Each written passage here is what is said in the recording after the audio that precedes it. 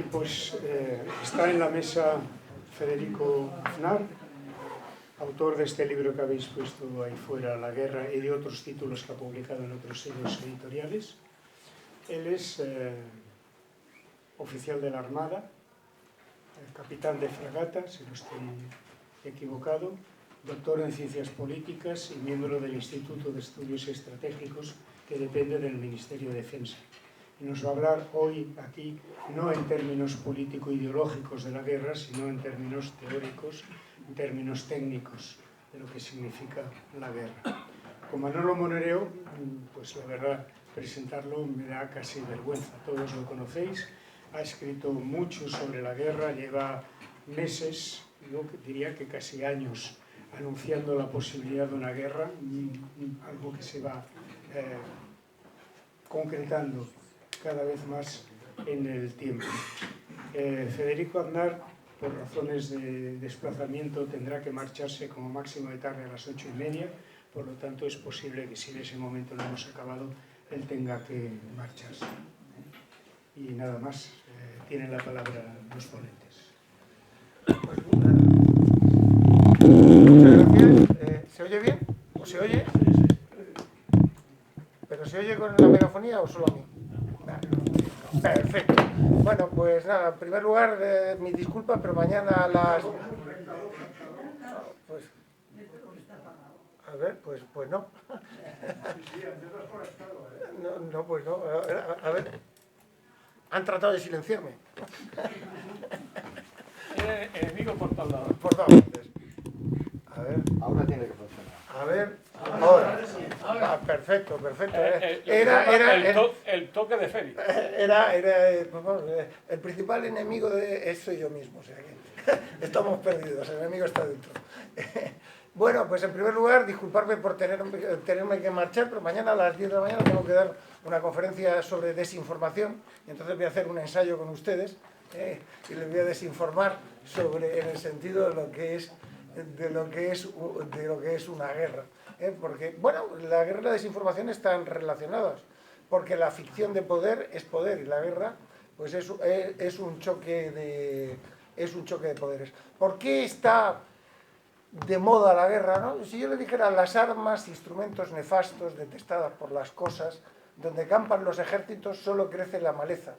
El hombre de bien no las emplea nunca. Les estaría citando el Tao Te Ching. Lo que la mayor parte de la gente no sabe es que el Tao Te Ching es un tratado filosófico-militar y es casi contemporáneo con el trabajo de Sun Tzu. La guerra ha vuelto a Europa. Es una realidad, porque la guerra es la alteración abrupta y sangrienta de las relaciones geopolíticas. La guerra no es la causa de esa alteración, sino un síntoma. Estamos ante un síntoma que jamás habíamos pensado que se pudiera producir en Europa, porque Europa es la tierra de la razón. Pero bueno, tampoco pensamos que el nazismo se pudiera producir en Europa, y más en el país más civilizado que era Alemania. Entonces, bueno, con la guerra te demuestran lo que son las paradojas de lo humano, ¿no? La guerra es una palabra prohibida, nadie la emplea nunca, porque es un concepto sociológico y es un concepto político y es un concepto de relaciones internacionales y es un concepto jurídico, una institución de derecho internacional público, en que dos estados que se regían por el derecho internacional público pasan a regirse por el derecho de los conflictos armados. Es más, este derecho, que antes se llamaba derecho de la guerra, se llama ahora derecho internacional humanitario. Es decir, es casi absolutamente orwelliano. Y lo peor del caso es que la guerra está prohibida, pero se encuentra, salvo en caso de agresión, como autodefensa, pero se encuentra regulada en derecho, ¿no? Y al final puede ser como el fantasma del padre del príncipe Hamlet, que esté presente en la obra todo el tiempo, aunque realmente solo aparezca 3 meses. No, ha habido una tendencia a quitar la guerra de las relaciones sociales por el hecho de sustituirla por la palabra paz. Antes nadie hablaba de guerra y todo el mundo hablaba de paz. Pero sin embargo, el término paz está en directa relación con la guerra, ya que se conjuga simultáneamente. No existe paz sin guerra. Es decir, cuando tú estás hablando de paz, de alguna manera estás teniendo presente la idea de guerra, aunque no la verbalizas. Y entonces, bueno, pues finalmente la guerra ha vuelto a Europa y es resultado de, bueno, pues de una alteración de las relaciones geopolíticas que estamos viviendo, que estamos pasando de un orden que podríamos denominar la Pax Americana, que podemos discutir. Seguro que Manolo tiene otra percepción distinta de la mía, pero estamos pasando de la Pax Americana a un orden multipolar, ¿no? O sea, que planteémonos que en términos de paridad económica, que me gusta más conceptual para Estados Unidos, China es el 18,5 del PIB mundial, Estados Unidos el 14,8 y Europa el 14,6. Es que la suma de los tres países es inferior al 50% del PIB mundial, y bueno, pues eso acabará, o está empezando a manifestarse en el ámbito de las relaciones internacionales, ¿no? Porque cuando hablamos de guerra estamos también hablando de geopolítica, ¿no? Pues claro, pero no solamente estamos hablando de geopolítica, estamos hablando del ser humano, ¿no? En la batalla de Bermúdez, con Luis IX de Francia, me parece que se produjeron 3 muertos y 150 heridos en las guerras italianas, ¿no? Y en la batalla de Añani se produjo un muerto por caída del caballo, ¿no? Pero hay gente que pensaba, como Gutul, que pensaban que estos eran guerras porque tenían algún sentido, un sentido político. Sin embargo, la Primera Guerra Mundial, que produjo 25 millones de muertos, pues no tenía ningún sentido. O sea, y 100 años después la gente sigue preguntándose acerca de cuáles fueron las causas de la Primera Guerra Mundial, porque realmente el que podía ganar algo pues podía ser un poco Austria-Hungría, pero se jugaba el imperio, Rusia con los mares cálidos, pero dos países pasaron de la rivalidad comercial o industrial hicieron de la guerra la continuación del mercado por otros medios, cuando eso no tenía ningún sentido. Y eso fue ni más ni menos que el resultado de unas élites políticas incompetentes y de unas élites militares que les iban a la par, ¿no? Y que los primeros no resolvieron los problemas políticos reales de Europa, y los otros no resolvieron el problema militar, que era que la defensa era más fuerte que el ataque. Pero todos plantearon la Primera Guerra Mundial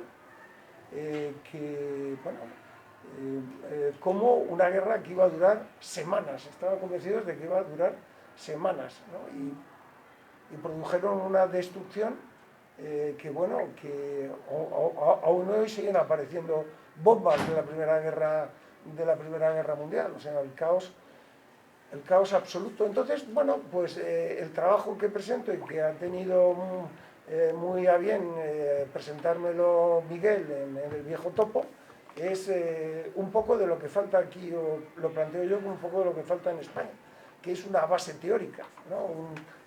Que es una teoría, una serie de teorías o unas reflexiones teóricas, porque yo no creo en el adanismo. Hay que empezar, hay que inventar las ruedas varias veces, ¿no?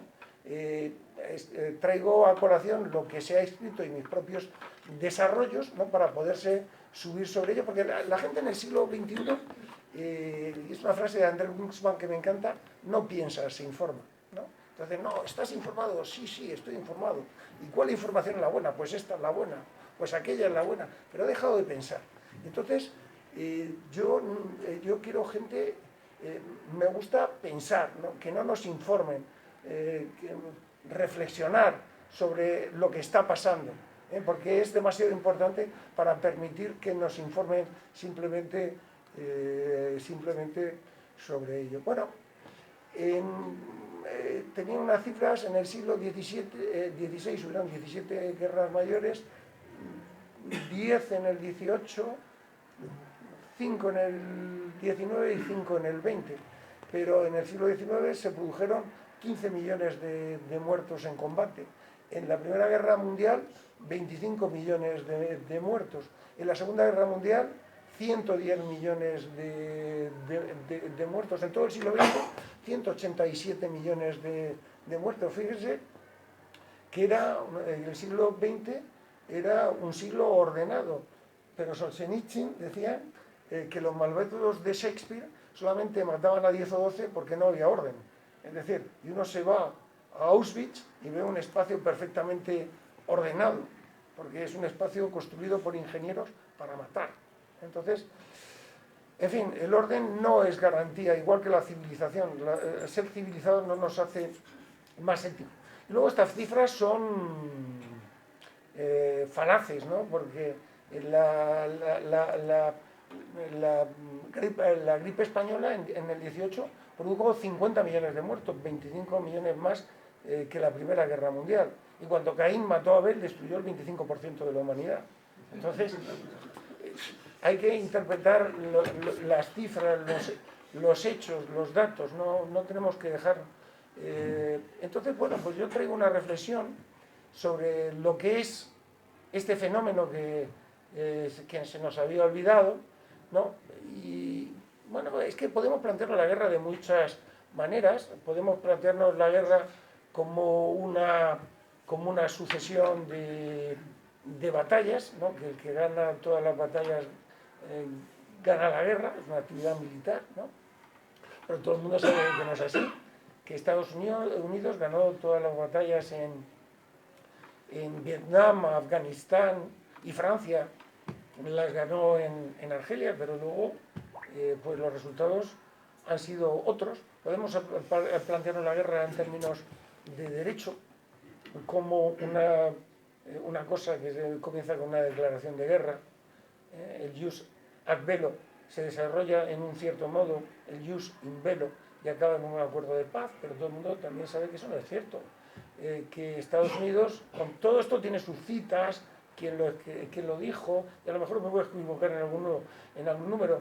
Estados Unidos entró en guerra en 280 ocasiones, utilizó la fuerza en 280 ocasiones hasta 1986 y declaró la guerra en 5, que la última vez que Estados Unidos, que el Reino Unido declaró la guerra fue en 1942 frente a Siam, que el ejército que mejor cumplió las normas de la guerra en la Segunda Guerra Mundial fue el ejército alemán, y que bueno, pues la Segunda Guerra Mundial no acabó en un acuerdo de paz, o la guerra de Kosovo acabó en un acuerdo técnico-militar, no propiamente dicho un acuerdo de paz.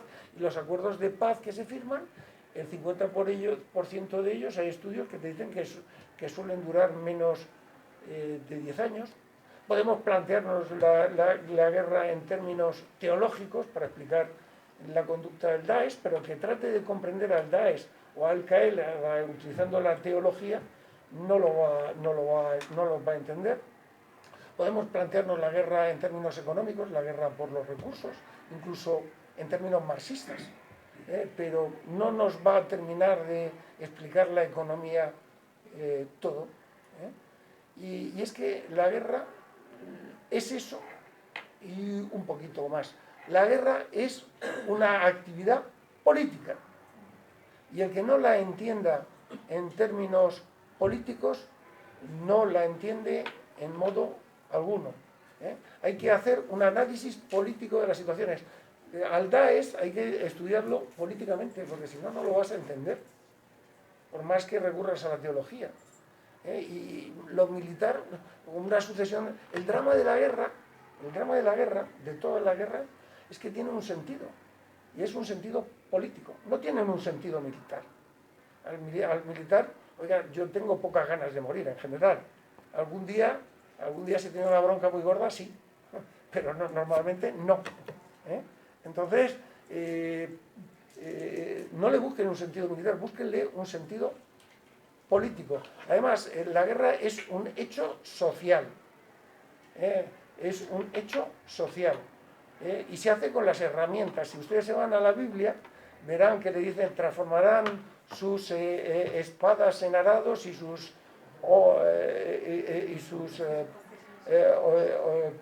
lanzas en podaderas. Eso lo dice Isaías, pero Joel dice que transformarán sus arados en espadas y sus podaderas en lanzas, porque la guerra se hace con las herramientas de cada época. Si vivimos en una sociedad de la información, es normal que la guerra llegue hasta donde llegue el hombre. Y si la herramienta es la información, pues la guerra, la desinformación se convierte en una guerra en una estrategia de guerra, y la inteligencia artificial en una clave para la guerra. La guerra es una función, una herramienta de la política. Es un choque de poderes. El maquiavelismo de la estrategia confunde fuerza con poder, pero lo militar, que es poder duro, solamente es una parte de ese choque de poderes que hacen de la guerra la más relevante de las acciones políticas. Y curiosamente, esa acción política estaba mal visto estudiarla. ¿Se imaginan ustedes que el cáncer no se estudie porque se está contra el cáncer? Pues habrá que estudiar el cáncer como hay que estudiar la guerra. Y habrá que reflexionar sobre estas cosas para evitar que estas cosas vuelvan a ocurrir. Y además, la guerra tiene una lógica propia que no es una lógica lineal, que es una lógica... O sea, yo si quiero ir a Cartagena, que es de donde soy, desde Madrid cojo la Nacional 3. A lo mejor en tiempo de guerra tengo que ir a Kuala Lumpur para conseguir el efecto necesario y llegar a Cartagena o a Cieza. Que fíjese, mañana se van a Cieza y por Barcelona. O sea, desde Madrid por Barcelona. Entonces, claro, porque es una lógica paradójica, una lógica política. La lógica política no es una lógica lineal. Y eso Manolo les puede hablar mucho mejor que yo. Es una lógica específica. Y además, la contradicción de la guerra es que el objetivo de toda guerra es la paz. Es decir, entendiendo por paz a la nueva situación política buscada. Entonces, claro, hay que entender claro, es que aquí Hitler, un conquistador, es un amigo de la paz, porque llega, conquista Polonia y a continuación dice, indignado, me atacan. Claro, es que una guerra se puede plantear como un enfrentamiento de paces. El concepto de paz es una palabra vacía, que no significa nada si no se le llena de algún contenido. Y ese contenido ha de explicitarse. Pues alguien dice la palabra paz y gana la guerra el que se adueña de la palabra paz, como si la palabra paz estuviera en relación directa con la justicia. Porque es que estamos hablando de cosas muy difíciles. A ver si consigo hacerle llegar este razonamiento para que entiendan las paradojas y contradicciones de lo que hablamos. La paz no se asienta en la justicia, sino que se asienta en la injusticia, que percibida como tal por las partes, se prefiere y se escoge deliberadamente antes de continuar una guerra que nadie quiere. Es decir, las partes que llegan a un compromiso en un conflicto renuncian a algo, y por eso existe para ellas injusticia, para evitar la reanudación de este compromiso. He conseguido trasladarlo, es decir, la guerra y la paz no pertenecen a la política. La idea, por ejemplo, de una guerra, ¿son justas las guerras? Yo sostengo que no. ¿Desde cuánto puede ser justo una sucesión de injusticias? Porque su final pueda ser o no justos. ¿Se puede alcanzar la justicia a través de la injusticia? ¿A través de cuándo es justo matar a un lechero que se encuentra en el bando equivocado? y coja y porta un fusil. Eso no será justo nunca. Puede ser políticamente necesario, pero justo jamás. Por tanto, si la guerra pertenece a la política y lo que es justo o injusto pertenece a la ética o pertenece al derecho, si juntamos las dos palabras y hablamos de guerras justas, estamos uniendo dos términos que pertenecen a planos distintos y estamos generando lo que Juaristi denominaría un bucle melancólico. No hay solución. Siempre hay algo que se nos queda afuera, porque sería una sinestesia, como la soledad sonora o un sonido verde. Pertenecen a planos distintos. En fin, y luego podríamos hablar, por ejemplo, ¿es necesariamente sangrienta una guerra? No necesariamente sangrienta. La guerra es una actividad política, es decir, una continuación de la actividad política, y existen muchos tiempos, y se puede conseguir el colapso de un Estado, ganar una guerra a través del colapso jurídico de un Estado, o incluso la Guerra Fría. Fue la gran victoria de la OTAN, porque se consiguió sin derramamiento de sangre. Y no hay mayor victoria utilizando la Sun Tzu que aquella que se produce sin derramamiento de sangre. En fin, estamos ante un fenómeno contradictorio, humano, y del que habíamos perdido la referencia y que se encuentra en profunda relación con la geopolítica. Y creo que lo voy a dejar ahí para darte a ti juego, que ya creo que te he indignado suficiente. Bueno, por cierto, no es un debate. Manolo y yo estamos en un 80% de acuerdo en todo.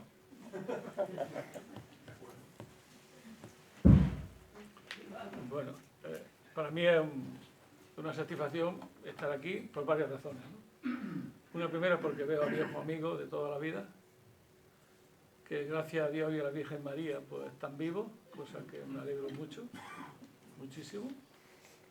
En segundo lugar, por un acto que organiza Miguel Riera, el viejo topo, presentando 2 libros de 2 personas como nosotros, que somos 2 mundos, que convergemos y divergemos. Y por otro lado, estar con Federico Fernández Aznar, Federico Aznar Fernández Montesino, también lleva el apellido Montesino,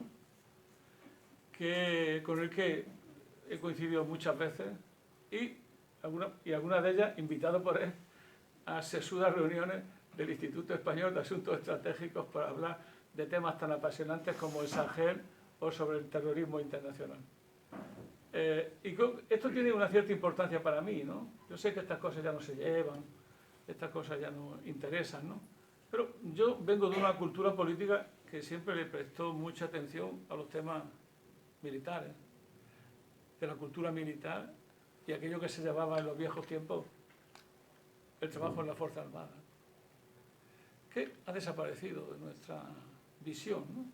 Y que de una u otra manera es un mundo con el que ya ni se cuenta, escasamente se conoce y pocas veces se tiene una información solvente sobre un mundo que es, en muchos sentidos, desde el punto de vista sociológico, una sociedad casi perfecta, una sociedad en la propia sociedad.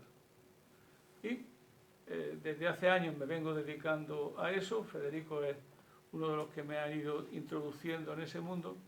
Y me quiero acordar de una persona que la he tenido, que trabajó en Cataluña, que fue torturado en Cataluña, y con el que tuve una larguísima conversación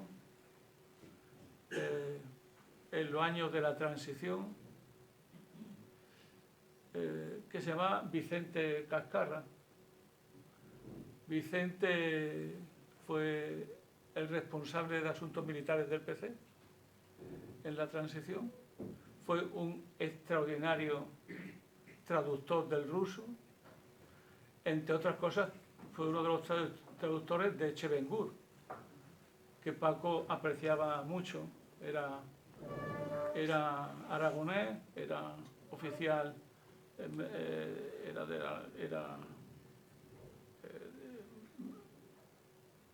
no era de la Armada, era de la parte civil de la Armada, no me acuerdo, no me viene el nombre. Y Vicente pues era un personaje muy, muy interesante, tuvo una muerte trágica, que también expresaba otras tragedias que él vivió con mucha fuerza, ¿no? Y era eso, ¿no? La importancia que siempre ha tenido para las personas que se interesan por la política desde un punto de vista crítico, pues qué pasa en el mundo de los militares y cuáles son sus relaciones con la llamada sociedad civil. Yo eso lo practico desde hace años y no se pueden imaginar lo mucho que me ha iluminado en mi vida diaria el contacto con ellos, con personas como la de mi amigo Federico Hernández. Hay momentos y momentos, ¿no? Y este es un momento. Ojalá no te toque vivir una época interesante. Es una maldición china. Espero que no sea una leyenda china, pero es una maldición china. Yo ya he vivido 3 épocas interesantes en mi vida. Vi la época interesante de los 70, viví la época interesante y tanto de la caída del muro, digo interesante en un sentido objetivo, no subjetivo, y ahora estoy viviendo la tercera época interesante en mi vida. Las otras 2 me enseñaron mucho para interpretar esta. Y lo que más siento es que desde la tradición que yo vengo no se tenga una teoría, un pensamiento capaz de explicar y convertir en estrategia lo que está pasando en el mundo, al menos desde la crisis de 2008, que es cuando creo que empieza este lío que hoy tenemos. Y había mucha información sobre ese tema. Y muchos sabíamos lo que venía, no porque fuésemos muy listos, no lo éramos. Simplemente que caminábamos a hombros de gigantes. Y habíamos leído lo suficiente para saber que a partir del 2008, la crisis del 2008 nuevo, algo estaba pasando en el mundo nuevo. Y que, como suele ocurrir, y los que venimos de la tradición marxista lo deberíamos de tener con una cierta claridad, es que la historia evoluciona a través de rupturas. Y al menos desde el año 2008 sabíamos que la página de la historia estaba cambiando. Eso no ha tenido ninguna trascendencia en la estrategia de la izquierda. Es más, se ha negado ese cambio. Se ha trabajado contra ese cambio, sobre ese cambio. Se ha luchado contra esa realidad. Lo que hablaba Federico entre el cáncer y su estudio y la guerra y su estudio. Se ha negado esa realidad. De que el mundo estaba literalmente cambiando de base.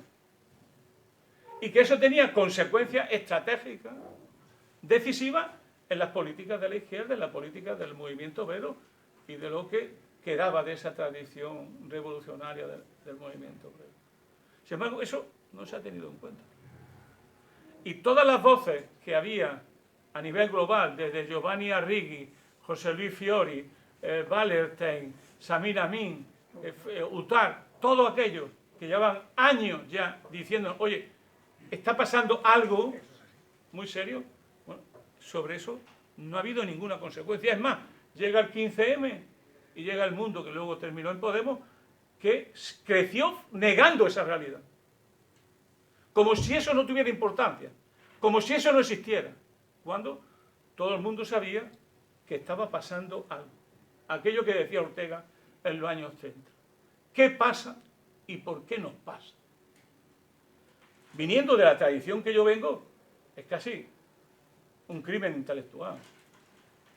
Porque toda la vida, en nuestras organizaciones, el primer punto era aquello que llamábamos la lucha de clase a nivel mundial. Ahora ya no hay lucha de clase a nivel mundial. No hay nada, en general. Pero no hay ningún esfuerzo para explicar qué está pasando en el mundo y cómo eso influye en la estrategia que hacemos. Por ejemplo, de gobernar o no con Pedro Sánchez. Por ejemplo. Que no es una cuestión estrictamente nacional y que tiene que ver con un país que está en la Unión Europea y que está en la OTAN. Y esto nunca se discutió. Y sin embargo los cambios se estaban dando a nivel global. ¿Y cuál era el cambio? ¿Dónde estaba el meollo el núcleo duro de este cambio? Que se estaba produciendo una intersección de dos crisis, que estaban cantadas ya y dichas ya, porque en el año 2008 se acaba la Pax Americana. Se acaba el orden del nuevo siglo americano. Y se pone en pie y se inicia una transición que, dicho así un poco con ínfula, sería sistémica. Y esa era la clave de lo que estaba ocurriendo. Y hay una intersección de dos crisis. Hay una crisis de hegemonía norteamericana, que antes Federico lo ha dicho muy bien, que era que están apareciendo nuevas economías, nuevos poderes, y están emergiendo una serie de potencias que ponían en cuestión el orden existente y que exigían un nuevo orden, un reparto del poder mundial. Así de simple lo que estaba así. Ese era uno de los vectores fundamentales, la crisis de la hegemonía de un hegemón que en el año 1991 declaró Bush padre que había emergido un nuevo orden internacional basado en las reglas de Estados Unidos y que ese orden se llamó de muchas maneras y el nombre que más sonó fue globalización. Ya la izquierda se despistó ahí. ¿Por qué? Y acertábamos, pero luego llegaron los listos, cuando dijimos que éramos un movimiento antiglobalización. Luego a alguien se le ocurrió que era mucho más bonito y más intelectualmente más interesante hablar de alterglobalización. Es decir, que era posible a partir de esta globalización una globalización alternativa. Con lo cual ya se perdió el norte del carácter imperialista que tenía esta globalización. Que, como todo proyecto histórico político, tenía perdedores y ganadores. ¿Cómo no podemos explicar lo que está pasando en Europa y lo que está pasando en la propia sociedad norteamericana a partir de la crisis de la globalización? Y de la ruptura que la globalización ha producido en las sociedades. Lo que Karl Polanyi llamaría la fase B de la propia historia del capitalismo. ¿Cómo no entender que la globalización ha marcado toda la historia? Que sin la crisis de la globalización y la globalización en su conjunto no se entiende al movimiento obrero norteamericano real hoy, que ha votado con las dos manos a Donald Trump. ¿Y por qué?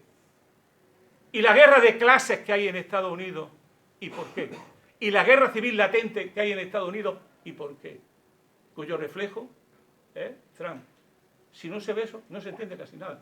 Pero tampoco se entiende qué está pasando en Europa. Entre los ganadores y perdedores de la globalización. Entre los globalistas y los que están contra esa globalización. Y eso ya aparecía con mucha fuerza en los primeros movimientos. Y eso terminó poniendo en crisis a lo que quedaba ya de la izquierda alternativa europea, cuyo ejemplo paradigmático son los verdes alemanes, que son los que explican mejor toda esta deriva de esa izquierda movimentista de los 60 y donde han terminado ahora llegando, ofreciéndose, como es natural, gobernar con la democracia cristiana cuando lleguen al gobierno, que no tardarán mucho en llegar.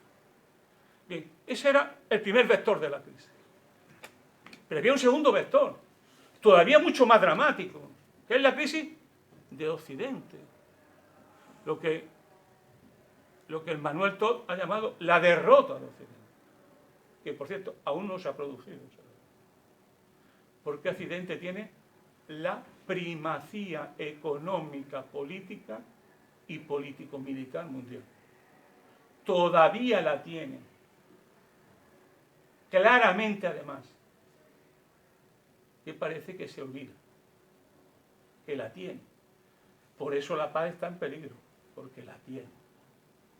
No hay paridad entre los que se enfrentan a ese Occidente y la fuerza de Occidente. No la hay. Y esa derrota de Occidente es algo mucho más serio todavía, porque pone en cuestión 500 años de historia. No es casualidad que las potencias emergentes contra este occidente colectivo, como lo llama Vladimir Putin, no es casualidad que sean grandes culturas sofisticadas que han sido colonias o neocolonias de Occidente. Empezando por China, empezando por la India, empezando por Indonesia. Y ustedes verán ahí rápidamente a todos los imperios que estaban detrás de esa colonización de esos países. Todavía en China se acuerdan perfectamente, en su memoria histórica actualizada permanentemente, del siglo de humillación que fue que el gran imperio del centro fuese controlado, dirigida y colonizada por el occidente, en este caso por las grandes potencias occidentales, siempre con la ayuda de Japón como elemento central. No nos engañemos, estos países que emergen, por no hablar de África, y que muchos de ellos se concretan en los BRICS, con lo que es los BRICS como mundo complejo y contradictorio, pero que están ahí y que son señales de que algo avanza, de que algo se está organizando, es lo que explica la situación que hoy vivimos, la dramática situación que hoy vivimos. Pero una potencia emergente, una potencia dominante, tienen relaciones asimétricas de poder. Una potencia dominante tiene básicamente dos opciones cuando se produce una crisis de hegemonía. Dos opciones, básicamente. Aceptar el nuevo mundo que emerge e intentar gobernarlo, sacando ventaja a su predominio relativo, o bien enfrentarse a él con el poder excedente que tiene y sus capacidades de acción. Ese es el debate de fondo que hay en el núcleo dirigente norteamericano. Ese es el debate de fondo. Entre esos dos modos de enfocar el asunto. Si leemos, por ejemplo, con atención a Brzezinski, en uno de sus libros básicos, que era La segunda oportunidad, 3 presidentes, nos damos cuenta que él denota rápidamente que lo que tiene que hacer Estados Unidos es engancharse a ese mundo que emerge e intentar gobernarlo, pero no ponerse a él. Y este era un halcón demócrata, polaco, antirruso de clase, o sea, de esencia, viene de la aristocracia polaca, su padre era embajador y él tenía origen polaco, y que siempre tuvo idea central. Por cierto, si ven ustedes el tablero mundial, ven el mapa que tenía de Europa. Y los primeros que leímos ese libro, pues nos quedamos impresionados de la claridad de ese mapa. Decía, el eje del poder europeo. Y ponía 4 países. ¿Qué países eran? Francia, Alemania, Polonia y Ucrania. Eso estaba escrito desde los años 90 del siglo pasado. Ya estaba ahí Ucrania, en el centro. Y lo dijo con toda claridad. Rusia no será un imperio mientras que Ucrania esté en nuestro lado. En los años 90 estaba eso ya escrito. Es decir, que no había duda de dónde estaba. Esto siempre, la sensación que uno tiene siempre de la geopolítica es que puede ser una ciencia o un arte. Y siempre al servicio de los gobiernos, del poder. Para eso está hecha la geopolítica. Se puede buscar muchas maneras de enfocarlo, pero eso era, a mi juicio, es uno de los elementos centrales. Bien, volviendo y terminando el razonamiento. Lo que estamos es, pues, en un momento donde se entrecruzan dos grandes crisis y donde el centro dominante llega a una conclusión fundamental. Yo me acuerdo que en un momento determinado, yo iba en aquella época mucho a un programa que dirigía Pablo Iglesias, había un gran debate muy parecido al que ha habido ahora. Yo me he divertido mucho en ese debate, ¿no? Que era que Donald Trump no podía ganar las elecciones, que iba a ganar Hillary Clinton. Y aquello se decía de tal manera que no era que Donald Trump era un fascista, todo lo que se quiera de Donald Trump, sino que era la maravilla democrática que era Hillary Clinton. Y dije, pero vamos a ver, ¿dónde estamos? Y dije, ustedes no se están dando cuenta que algo está pasando en Estados Unidos, que nos lo dicen nuestros amigos, que la información que tenemos es cada vez más de que está habiendo una revuelta en el interior de Estados Unidos que se está concentrando en el Partido Republicano y en la figura de Donald Trump. Y ganó Donald Trump. Fue una tragedia para el establecimiento, porque a su vez y paralelamente se estaba produciendo una inversión en el voto norteamericano. Y los que antes votaban demócratas ahora votaban republicanos, y eran las clases trabajadoras, los campesinos, las clases que llamaríamos subalternas. Y a su vez, los que antes votaban republicanos, las grandes élites, los beneficiarios de la globalización, estaban todos votando ya al Partido Demócrata. Y para el establecimiento fue 4 años perdidos el mandato de Donald Trump. Porque fue el único político, el último presidente, que no se metió en una guerra e intentó salirse de casi todas. Claro, no hizo nada bien, también es cierto. Amagó mucho y al final hizo poco. Pero no se metió en más líos. ¿Quién llegaba? ¿Quién vencía? Cuando dijo Biden, América ha vuelto, ¿qué América venía? Esa era la clave. Y lo que venía era lo que se llama en Estados Unidos los imperialistas liberales, a intervenir e impedir, cueste lo que cueste, la emergencia de un mundo multipolar. No retrasarlo, no neutralizarlo, no gobernarlo, sino impedirlo. Esa era la clave política. Hasta el punto que un señor de la Academia Norteamericana y un hombre sesudo que ha trabajado para la Secretaría de Estado norteamericana y para la propia CIA, escribió un libro que no por casualidad se llamó La trampa de Tucídides, que era George Allison. Entonces, la clave del libro era muy simple, era este conflicto geopolítico entre una potencia en declive y otras potencias emergentes se va a resolver con la guerra, ¿sí o no? Y, como hacen los americanos, hicieron una evaluación de las posibilidades y de las capacidades para ese conflicto. Pero ya se sabía que Biden venía a la guerra.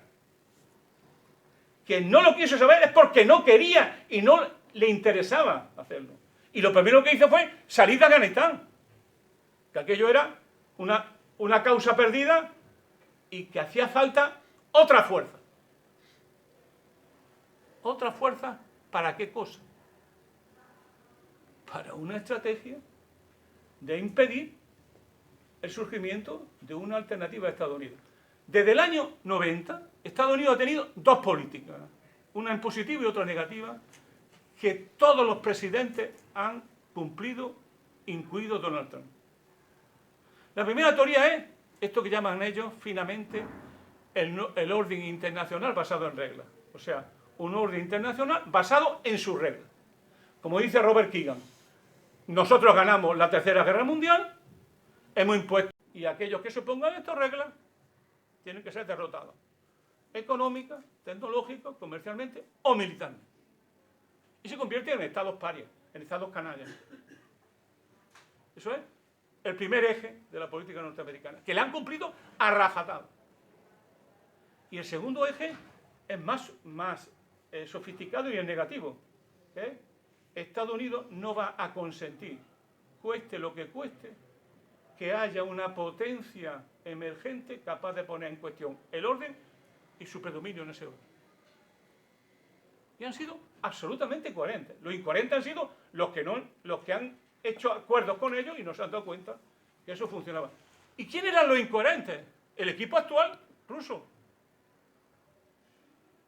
que son hijos de Gorbachov, y se creyeron la paz norteamericana. empezando por Putin. Claro que sí. Claro que sí. Y se creyeron que no iba a haber una ampliación de la OTAN hacia el este.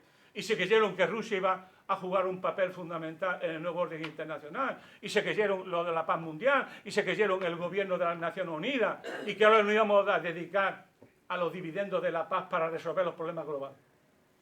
Cantinela que yo ya me comí en los años 90 completa en el interior de Izquierda Unida. Me la comí completa en el interior de Izquierda Unida.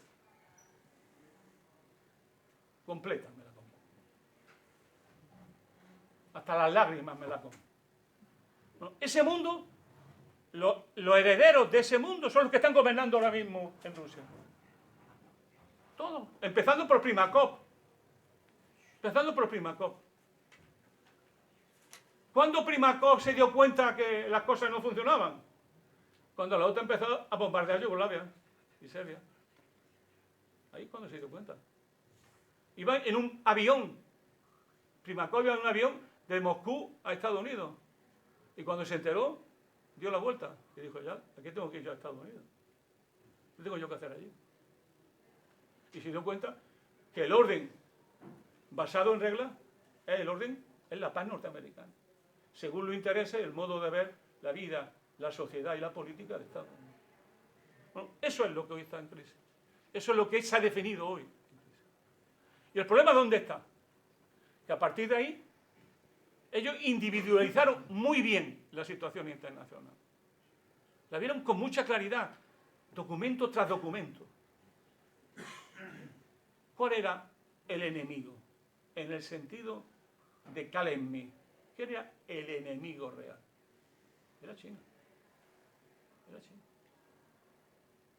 Ellos no podían consentir, bajo ningún concepto, que el Pacífico, donde el eje del poder económico mundial estaba transitando del oeste al este, de occidente a oriente, acabase siendo hegemonizado por China.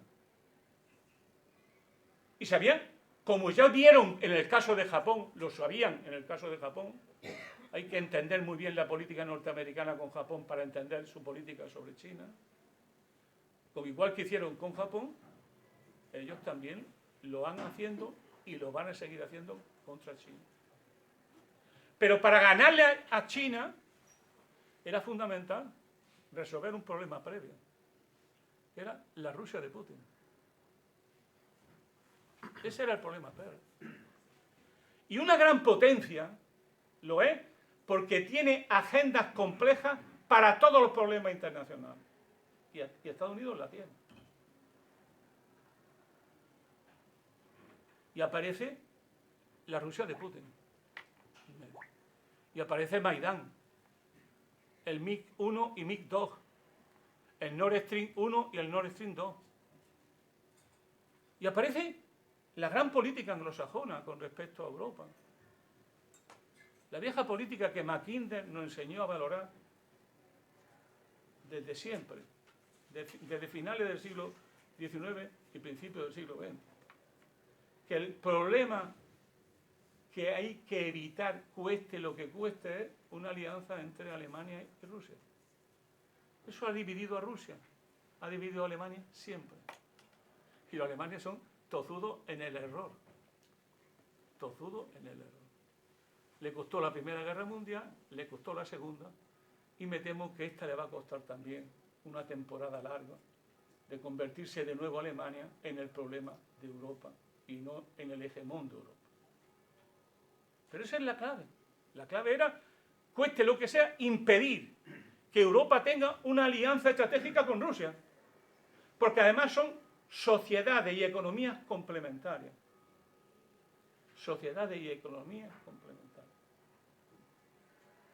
Y por tanto, había que preparar un enfrentamiento serio, porque además Rusia estaba recomponiendo su fuerza y su influencia a nivel internacional.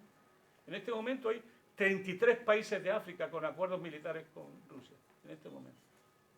33 países africanos. En este momento. Una Rusia que en la época de Putin había ido recomponiendo su tejido industrial, sus relaciones internacionales y la fortaleza del Estado, porque los rusos no pueden vivir sin Estado. Los rusos no pueden vivir sin Estado. Y para ello, tener un Estado fuerte es la condición previa de su supervivencia como cultura. Claro, esto cuesta mucho entenderlo al occidental. Yo creo que ahí es donde estamos. Y la guerra de Ucrania ha sido el punto de ruptura de ese orden, pero también de aceleración del nuevo orden. Todo se ha acelerado en este nuevo orden. Todo se ha acelerado. Se han producido y se están produciendo cambios diarios en la correlación de fuerzas mundiales. ¿Y dónde está el problema de fondo? ¿Por qué estamos ahora donde estamos? Porque están perdiendo la guerra en Ucrania. O sea, de nuevo, le está pasando lo que les pasó en Afganistán, lo que le ha pasado en Irak, lo que le pasó en Vietnam, es que no aciertan ganar la guerra.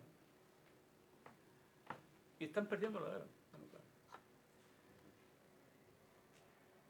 Y ante eso, hay siempre una doble alternativa.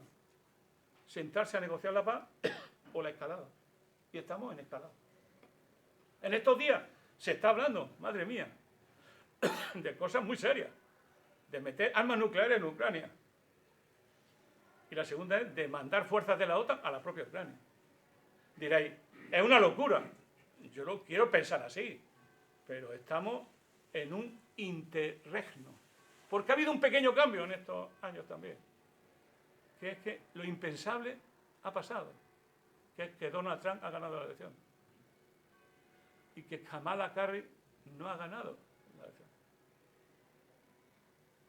Entonces, esta última maniobra puede tener muchas razones tácticas y estratégicas, pero sobre todo es ponerle a Donald Trump un obstáculo poderoso para cuando llegue a la presidencia. Eso está cantado. ¿Pero por qué?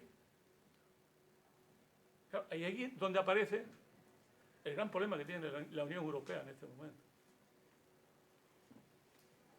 Que es que ha sido, al final, la gran pagana de la guerra de Ucrania. Es decir, todo lo que se ha debatido en estos años, sobre todo por él, inolvidable para mí, José Borrell, Pepe Borrell, como le llaman en Madrid, un gran hombre, de la autonomía estratégica. Luego dijo suavemente que era abierta. ¡Cuidado! Había que meter a los norteamericanos en las tecnologías y por eso tenía que ser abierta. No podemos tener una industria militar propia en Europa. No. Hay que dejarla abierta a que los primos, como diría John Le Carré, pudieran intervenir. La realidad, al final era esa. No hay autonomía estratégica. Y hoy se puede decir, a mi juicio, que la OTAN es la verdadera dirección política de la Unión Europea. Eso sí que es el colmo de los colmos. ¿Por qué? Porque ya nadie está dirigiendo la nave. Y, curiosamente, nadie asocia eso al crecimiento de la extrema derecha en Europa. Pero, ¿alguien puede pensar que en un clima de guerra, en una sociedad del riesgo, donde el miedo se está convirtiendo en una segunda piel para las poblaciones completas, la guerra está haciendo girar a la derecha de las sociedades? Es tan difícil de entender. Y máxime cuando no hay ninguna izquierda que tenga el cuajo de salir a la calle a defender la paz, de dejar este gobierno de mierda, cómplices del genocidio en Israel, en Palestina. Este gobierno, cómplices del genocidio en Palestina.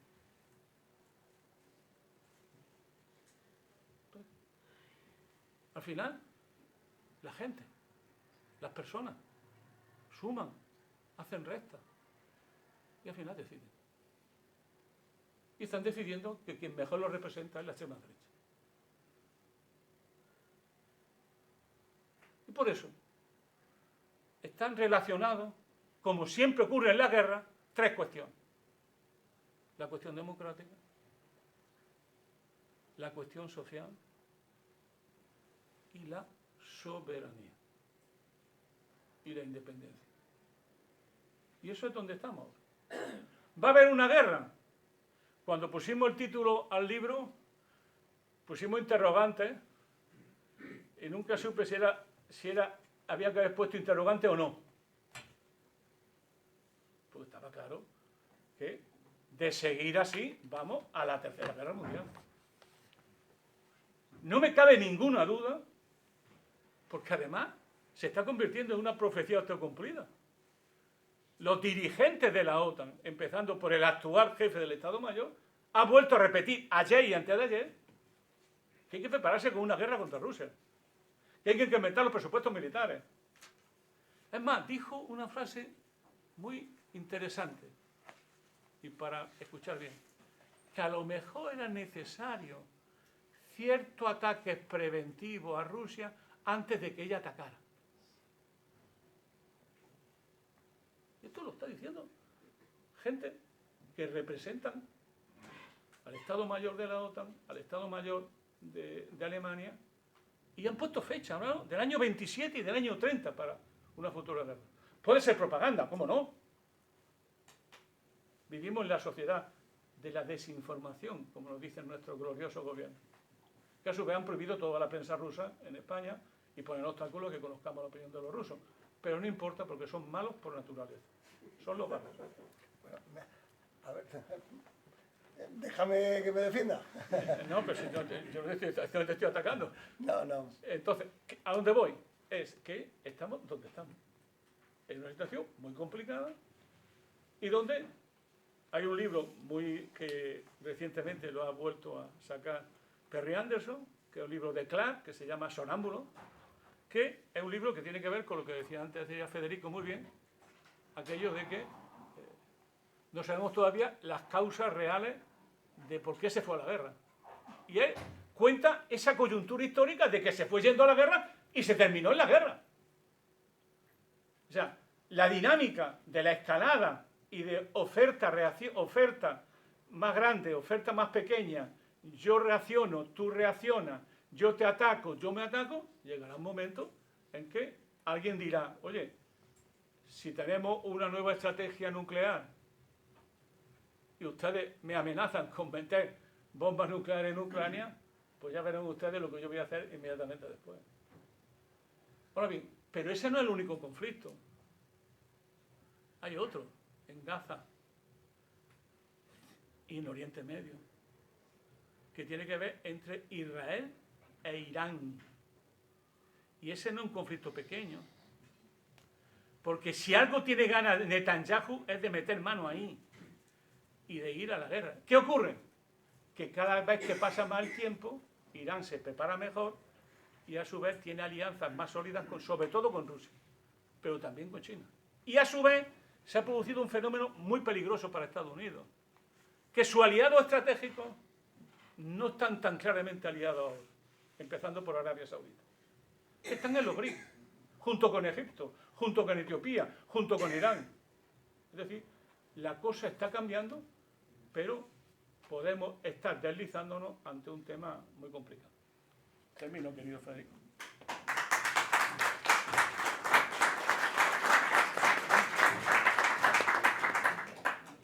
Bueno, pues no, sin polemizar, yo, a diferencia de en eso diferimos en torno a la OTAN. Para mí la OTAN es una organización que es, bueno, pues es una gran alianza.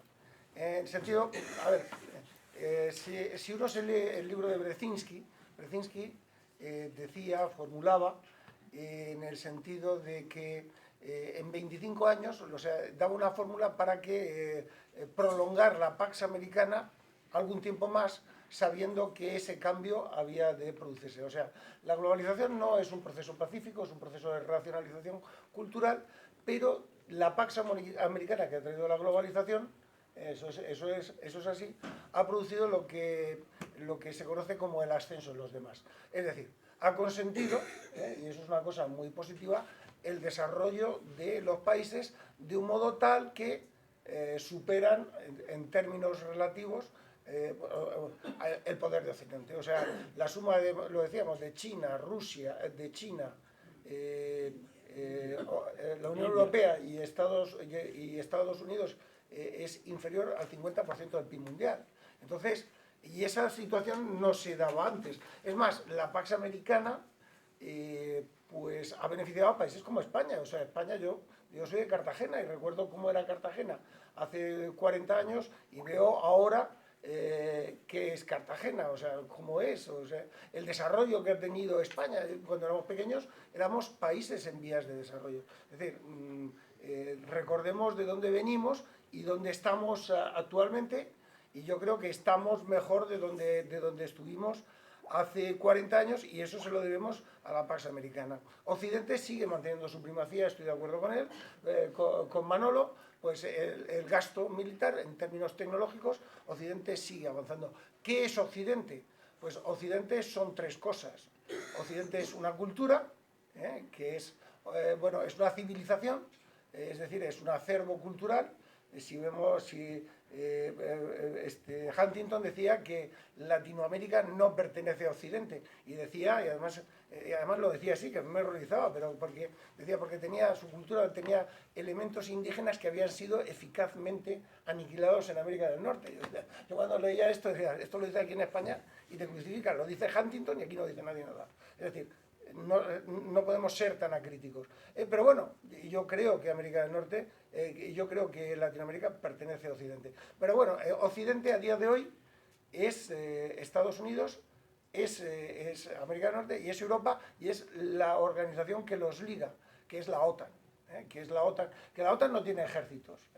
Si tiene, no sé si tiene un AWACS, algún cuartel general, y son países... muchos de ellos los países democráticos más avanzados del mundo. Entonces, y sus decisiones se toman por consenso. Y no hay ningún elemento que ligue a Estados Unidos con Europa más fuerte que la OTAN. Iba a haber un acuerdo de libre comercio y fracasó durante la era Trump. O sea, Trump no aprobó ese acuerdo, no queda otra organización que lo diga. De manera que si desapareciese la OTAN, y teniendo en cuenta que Estados Unidos es el 14,8% del PIB mundial, se convertiría en potencia regional. Es decir, tendría su capacidad de proyección sobre Latinoamérica, pero dejaría de ser su potencia global, al no sumar o al no concertar con el PIB europeo, en términos comparativos. Eso es la previsión, y veo pues eso, que la Pax Americana pues ha traído beneficios. El surgimiento de los BRICS es posible por el desarrollo de estos países, y fíjense ustedes en el caso de Turquía ha pedido ser miembro de los BRICS y es un país OTAN. Por tanto, Occidente es cultura, es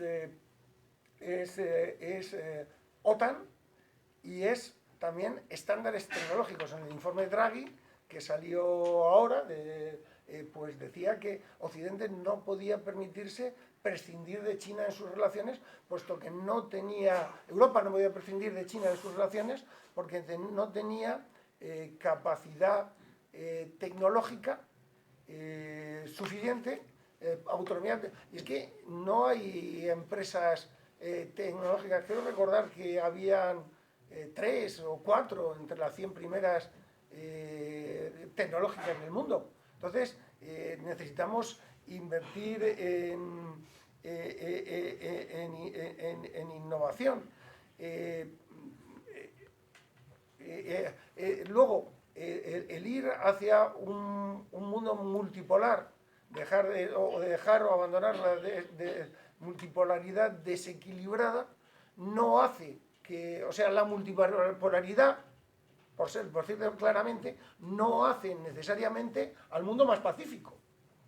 No es el retorno al paraíso de Adán y Eva, sino que puede ser que esa multipolaridad a la que estamos yendo haga al mundo más conflictivo, porque puede haber países que en ese entorno de multipolaridad quieran cambiar su estatus. y acabemos igualmente en la guerra de todos contra todos. Por eso ese orden norteamericano a lo mejor no es tan malo, porque lo decía el profeta Mahoma, un hadith del profeta es más vale 70 años de tiranía que una noche de guerra civil, y una noche de guerra civil nuclear es mucha noche, puede ser una noche muy larga, ¿eh? Y más teniendo en cuenta que la proliferación, o sea, una tecnología, el paso del tiempo hace que ésta se distribuya o favorece la accesibilidad. Y una tecnología como la nuclear es una tecnología muy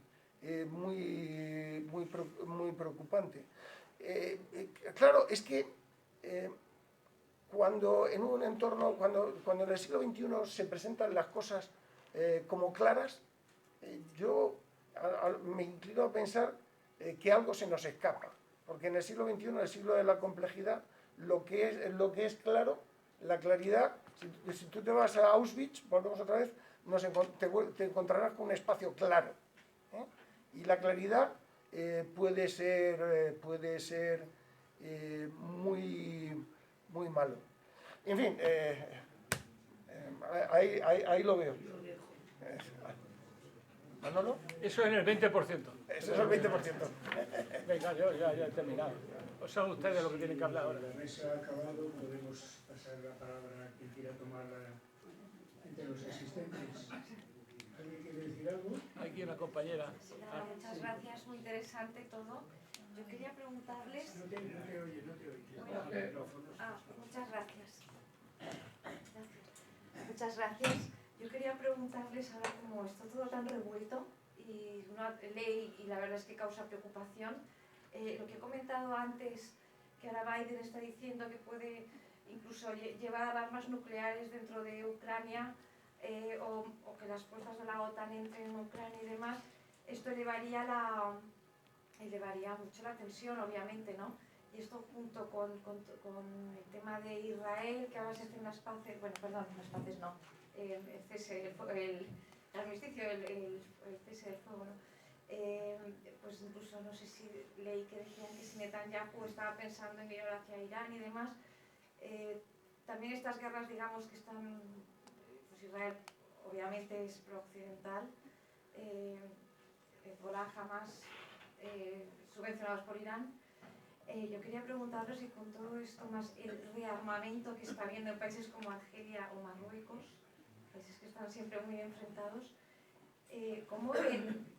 Si todo esto se puede relacionar y si realmente creen que vamos a pasar a mayores, o que Trump, que una de las cosas en positivo que se ha hablado de él es que ha evitado guerras, que esto yo creo que también le debe haber dado muchos votos en Estados Unidos, si ustedes creen que realmente Trump va a terminar con la guerra de Ucrania y si va a ser cediendo parte de todo el tema del Donbass y demás a Putin, y que le van a hacer, que bueno, en una palabra, si la escalada va a llegar a un punto ya difícil de frenar, o quizá Trump cediendo parte de Ucrania a Putin pueda frenar, no sé cómo lo ven ustedes. Gracias. Muchas gracias. Pues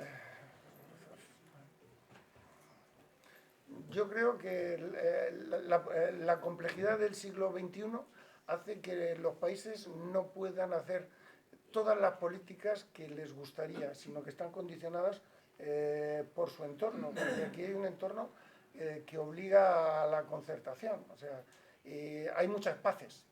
Cuando se habla de paz, tendríamos que hablar de paces, porque muchas paces son posibles, y esa concertación de voluntades puede alcanzar un cierto equilibrio, una serie de equilibrios que dan distintos tipos de paces, ¿no? En función de esos equilibrios.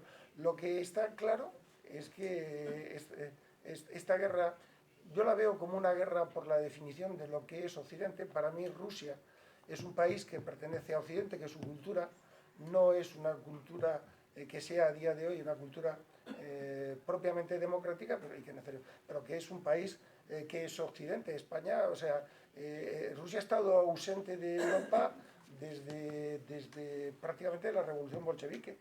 o sea, de lo que es la cultura occidental o lo que es Occidente, pero que es un país que pertenece a Occidente y que necesitamos a Rusia, que no es vano, tiene 17 millones de kilómetros cuadrados. Es que no se puede prescindir de 17 millones de kilómetros cuadrados. Es que es renunciar a mucho, renunciar a Rusia hoy y a 140 millones de habitantes, pero claro, en otras condiciones, no como potencia agresora. Entonces yo creo que el compromiso es posible, que la conllevanza, que puede ser la política que se haya seguido con Rusia, o sea, que muchas veces la conllevanza no es una opción, a la postre acaba trayendo, y que hay que encontrar acuerdos. Claro, que hay que encontrar acuerdos. Yo solamente para la reflexión, ¿no?, de ustedes, ¿no?, me parece muy importante en este momento situar bien el factor tiempo, porque el tiempo es muy importante para la potencia en declive. Es decir, voy a decirlo así rápidamente, ¿no? 4 o 5 años más para China, y China puede en 4 o 5 años plantearse en serio superar militarmente a Estados Unidos. Estoy hablando de 4 o 5 años. No estoy hablando de 20 años, 30 años. Estoy hablando de que la capacidad militar de China, lo que está invirtiendo China y la capacidad productiva es tan descomunal, comparada con todos los demás, que el tiempo es un factor muy relevante. Y el problema es tan simple como ese: ¿cuándo ataco? Si tengo que atacar. En el sentido siguiente, es decir, ¿cómo voy a plantearme bloquear el desarrollo de China? ¿Cómo lo voy a hacer? Si, por cierto, no está derrotado Putin. Y, a su vez, ¿cómo hacerlo de tal manera que China tenga, de una u otra forma, una crisis económico-social que le obligue a meterse de nuevo sobre sí mismo? ¿Cuál era el objetivo real de Estados Unidos en Rusia? Está dicho, está escrito, era, con las medidas económicas, tecnológicas y financieras, provocar una crisis social en Rusia, provocar el caos productivo, el caos financiero, para que en un año, se dijo así, por Pepe Borrell, en un año, año y medio, Rusia estaría en una crisis profundísima. Que eso llevaría a la caída de Putin y el recambio de equipo dirigente por otro más favorable a Occidente. Ese es el objetivo político. Y eso no lo han conseguido porque no se han dado cuenta que las cosas en Rusia y en China están cambiando aceleradamente. Pero la guerra ha hecho que todavía se acelere mucho más. Porque están cambiando todos los actores. Una guerra, si algo hace, es que acelera los ritmos. Acelera la complejidad de cada uno de los países. Y le da una tendencia. Y eso ha hecho que, igual que Estados Unidos está cambiando, el ejemplo es Donald Trump, Rusia está cambiando, el ejemplo es que el mayor problema que tiene Rusia hoy es escasez de mano de obra, tiene prácticamente pleno empleo, y en un proceso de reindustrialización de grandes proporciones, y que China tiene problemas económicos serios que Estados Unidos está dispuesto a agravar con mucha mayor seriedad todavía, ¿no? Ese es el problema, es cuándo tenemos que aplastar, cuándo tenemos que abrazar, cuándo tenemos que hacer. Entonces yo creo que esa es la clave. Y la otra es las consecuencias políticas que puede tener un acuerdo con Rusia en Ucrania. Porque para mí la dificultad de que no veo qué salida hay con mucha claridad no es que no vea que haya escenarios posibles, puede individualizar 3, 4 escenarios. El problema es muy simple, pero muy difícil de ver. Es que cualquier proceso de paz actualmente en Ucrania se hace con una victoria política de Putin.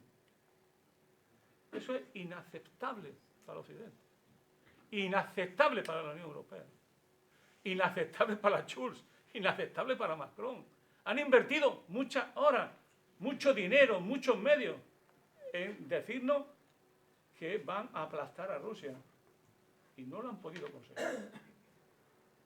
Entonces, ¿os imagináis qué ocurriría con la Unión Europea, con la OTAN que conocemos, sentándose a discutir y dándole todo el territorio conquistado y una zona desmilitarizada en el centro? Y todo eso sentándose frente a Putin para discutirlo.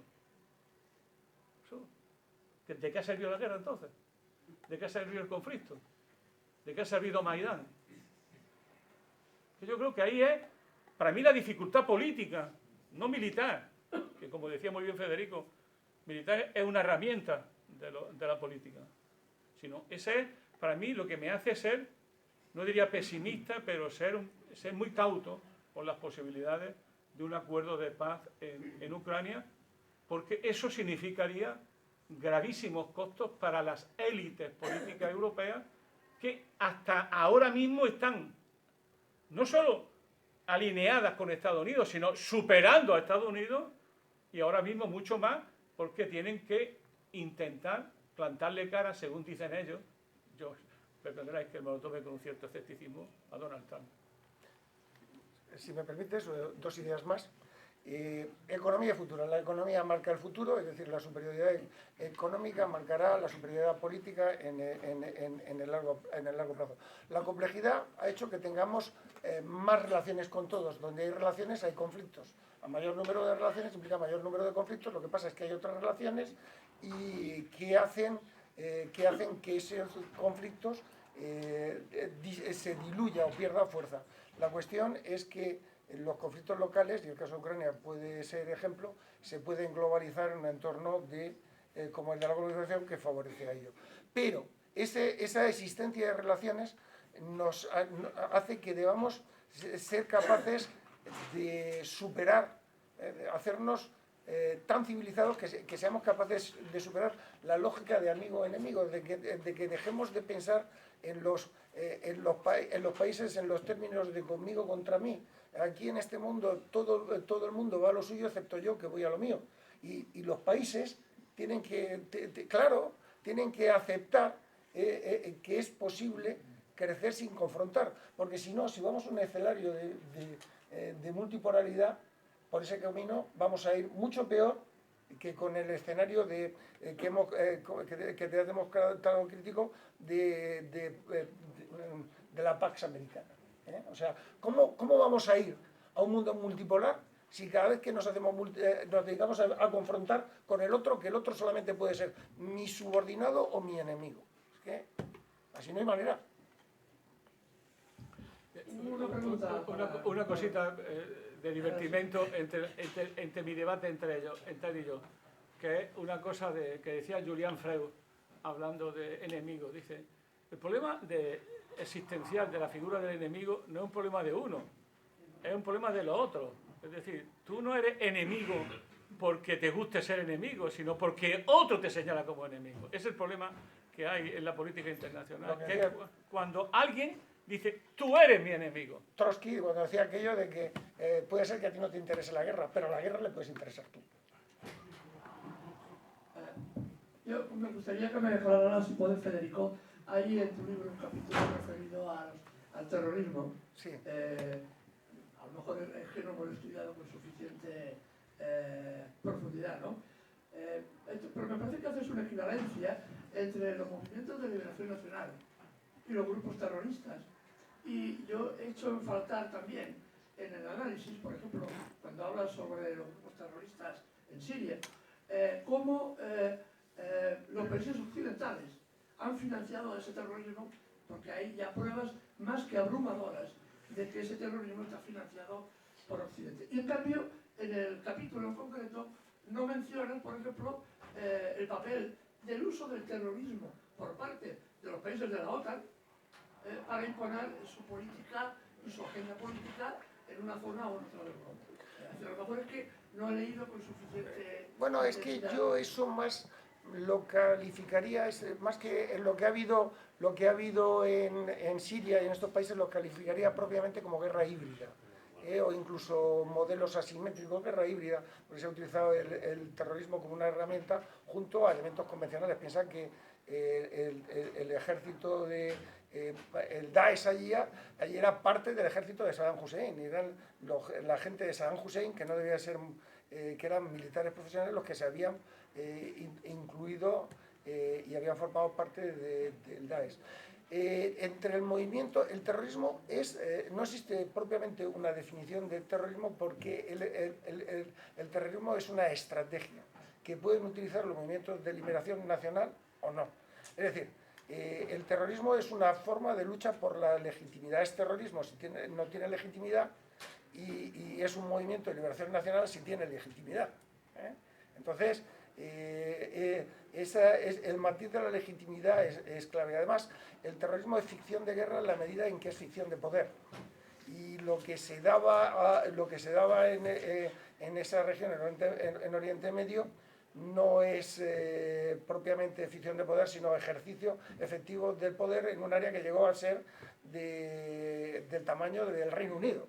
Entonces, no estamos hablando propiamente en la zona de un movimiento terrorista, y esa financiación que dices tú está más que acreditada en el caso del MAC y en el caso de la formación de Al-Qaeda, y bueno, puede haber habido allí muchas cosas más en esa zona que es el epicentro de muchos conflictos en este mundo, que es unas relaciones de un todo contra todo que a veces escapan a cualquier lógica de comprensión que no sea el ejercicio de la violencia, porque no terminas tú de entender a cuento de qué tanta violencia. Si quiere, la estrategia de eso lo tiene en un libro que se llama La gestión del salvajismo, de Abu Bakr Naji. Es un libro de 2004 que te explica el sentido de todas las matanzas y todas las zonas, cosas que se producen en esa zona. Sí, más de preguntas. Una primera es... Sí, discúlpame.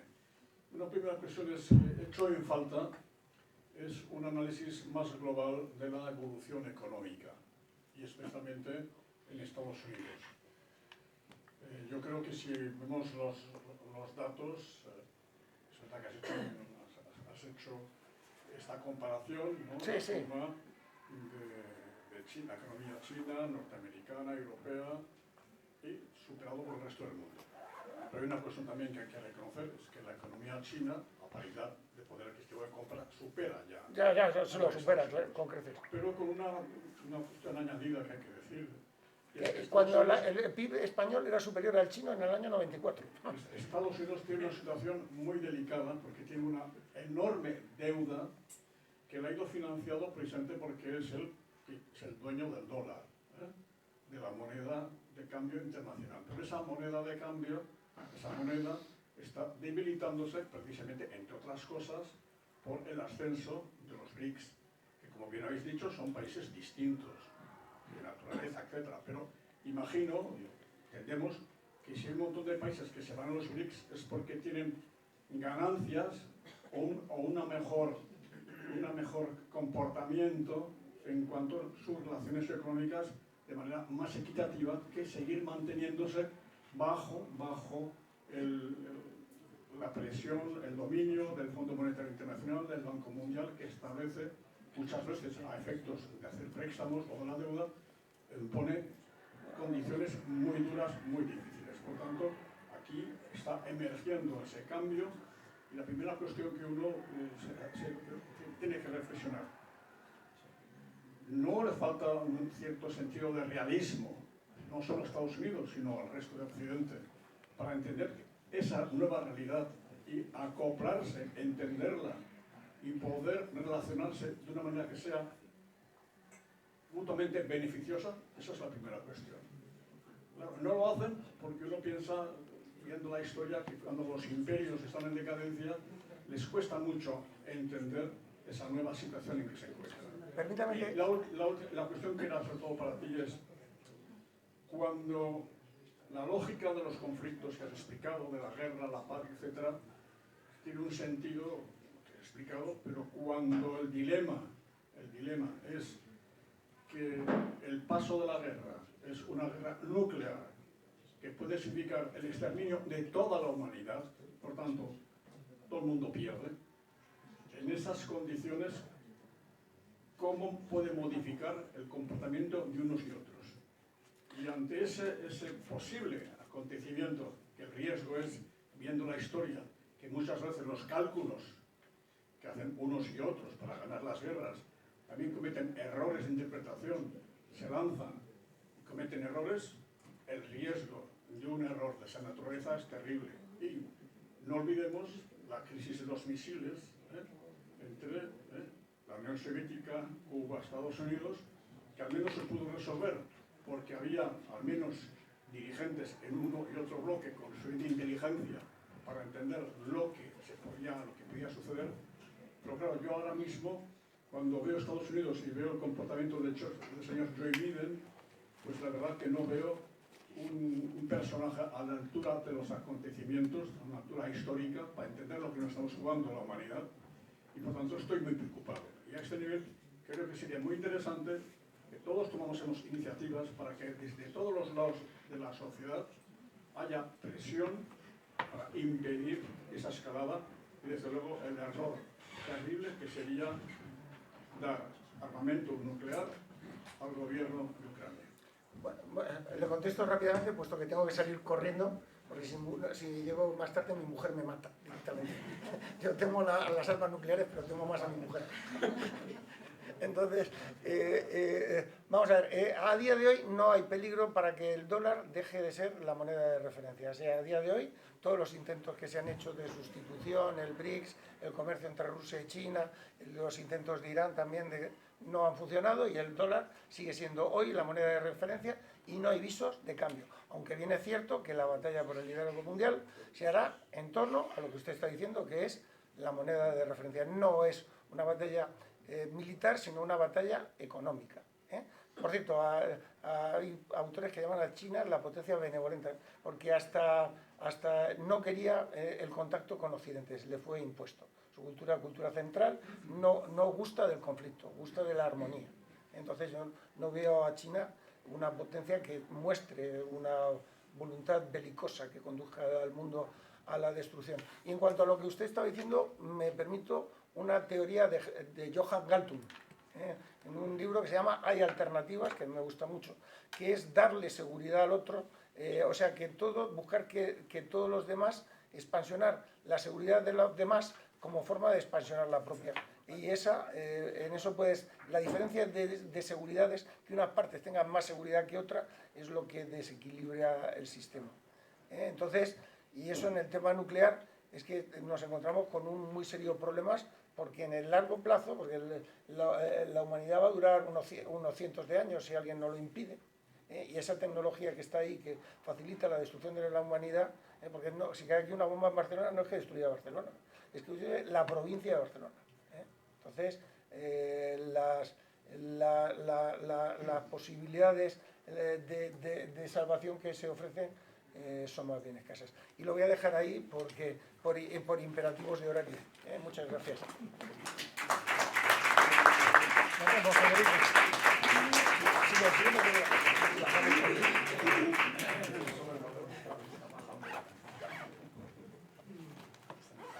Que vaya bien, Fede.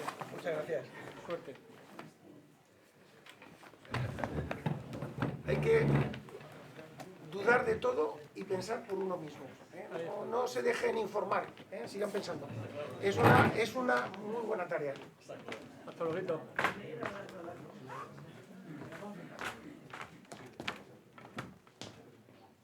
Una pregunta más corta.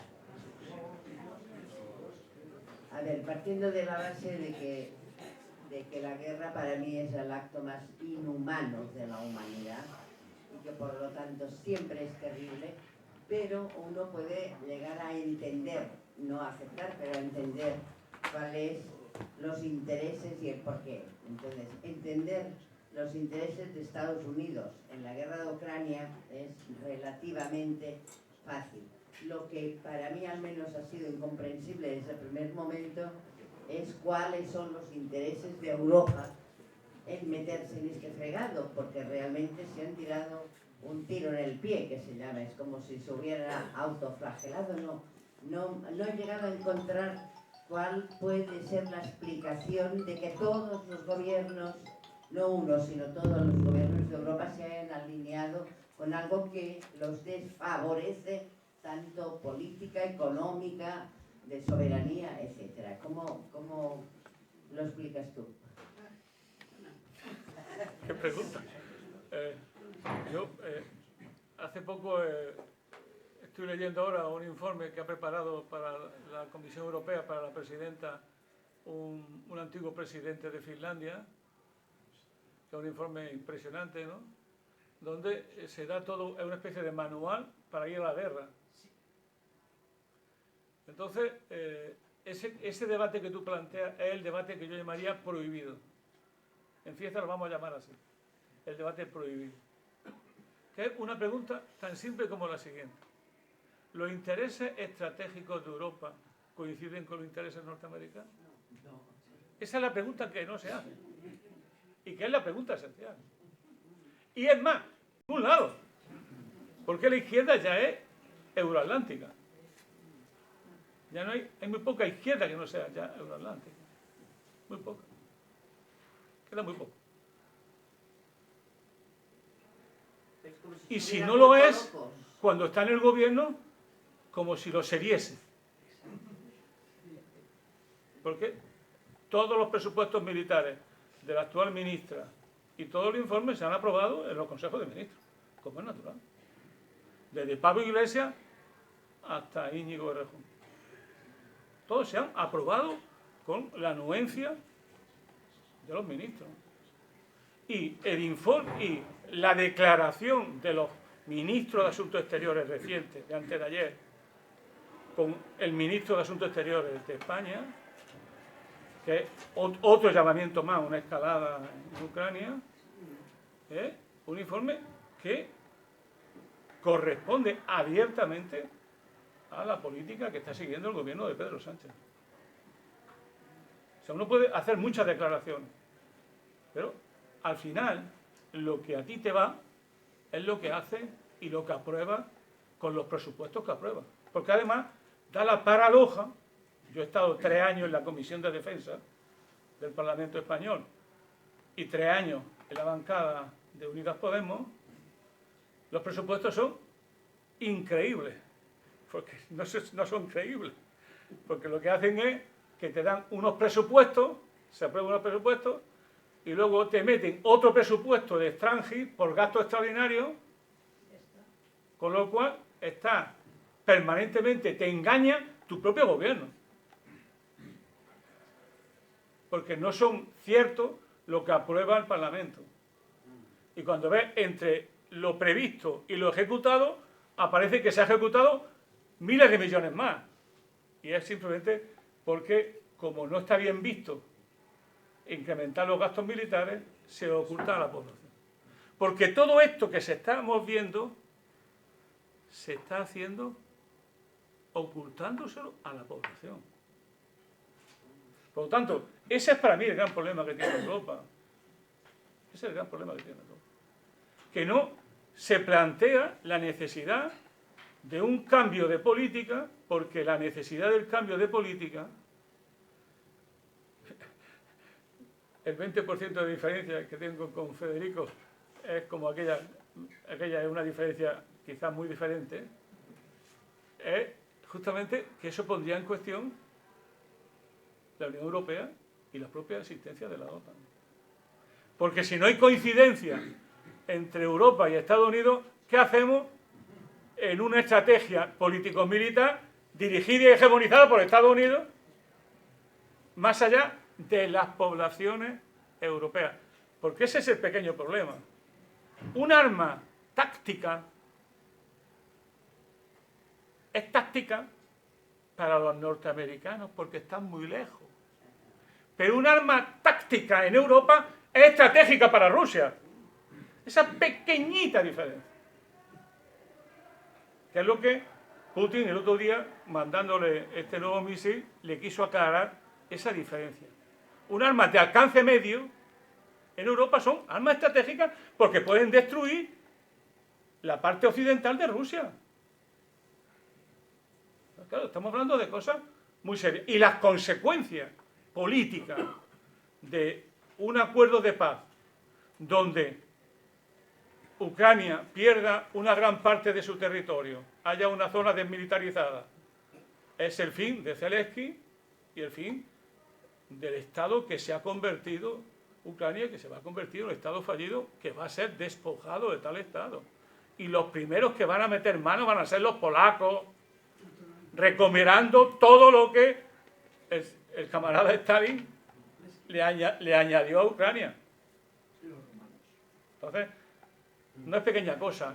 Por eso soy muy escéptico que pueda haber una paz rápida y que sea una paz seria, ¿no?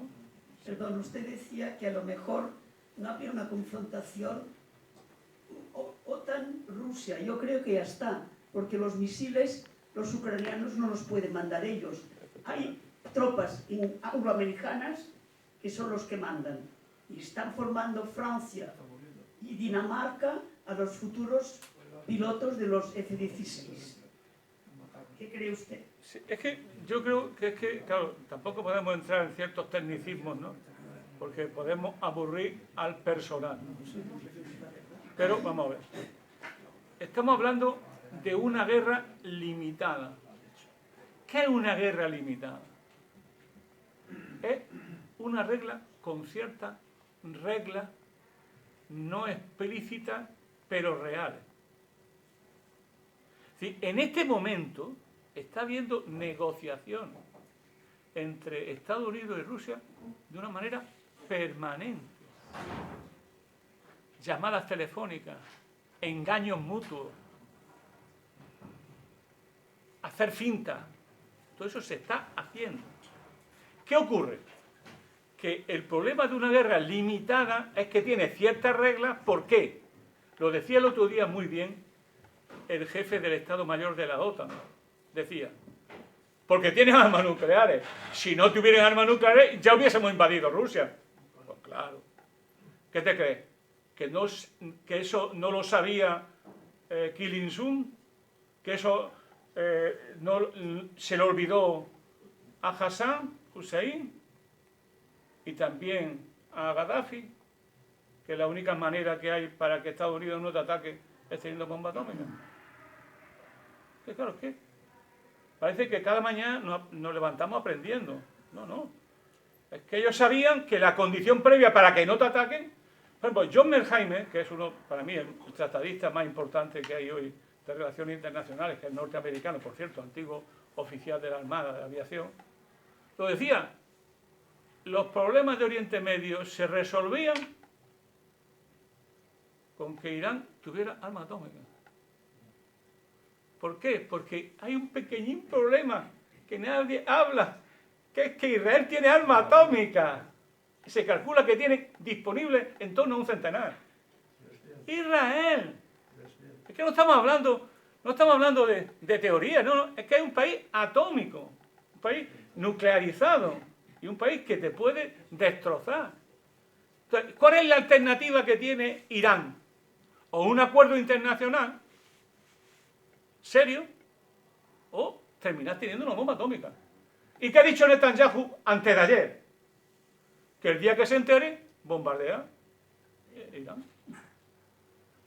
¿Eso qué orden es basado en reglas?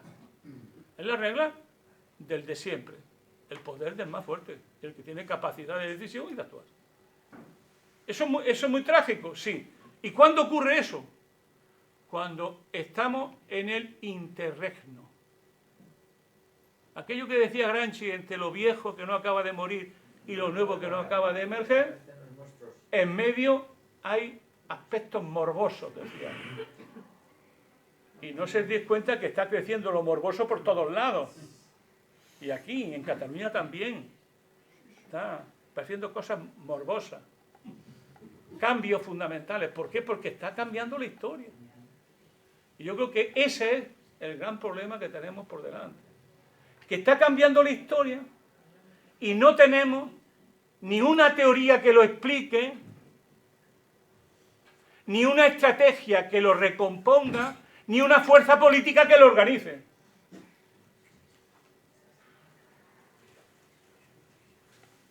Esa es la diferencia con otra etapa anterior.